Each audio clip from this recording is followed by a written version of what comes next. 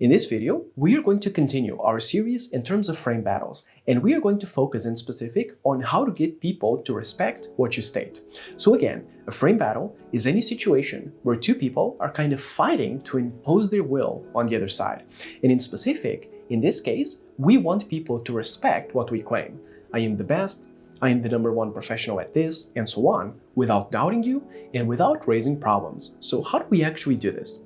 That's what we're going to cover in this video. So we are going to focus on one technique and its ramifications and theory in this video, and that is the technique of consented claims. At the end of the day, when you claim to be something and people come to you after that, then they are agreeing to your claim in a way.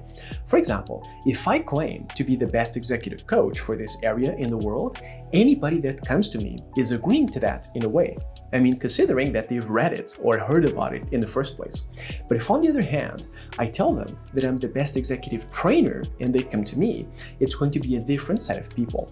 In other words, when you claim to be something and you change what you claim to be, the people that come to you are going to agree to that claim. In a way, it's almost like you have a filter, and depending on how you change that filter, you change the type of people that are filtered by it. If you think about it, this works in a very similar way to raising other types of tests and obstacles to the people that come to you, making them book on your calendar, making them fill a form, and so on. But this specific technique of consented claims works because you are filtering the people that believe something about you, and that is infinitely more powerful. You are literally deciding, this is what I want people to believe. And then, if people come to you, you know that they believe it. And if they don't come to you, you'll realize that they don't believe it. It's a very simple filtering mechanism. It's almost like you're shaping the belief of the person that comes to you. And this works in any type of situation. A consultant with their prospective clients, a salesperson with their prospective buyers, a teacher with their prospective students, a university with their prospective applicants. Whoever it is that you are, in any type of business setting or business transaction, you define the claims that you make, and then the people that come to you agree to them, and the ones that don't, well, they don't agree with them. Out of curiosity, this is the technique that cults and ridiculous people actually use. Because if you think about something like a cult, what they do is they make all of these ridiculous claims, and then they know that if the person comes to them, the only people that actually come to them are the ones that agree to all of these claims.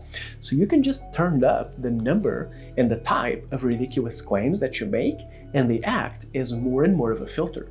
So the more extreme the claims that you make, the more people that you filter out.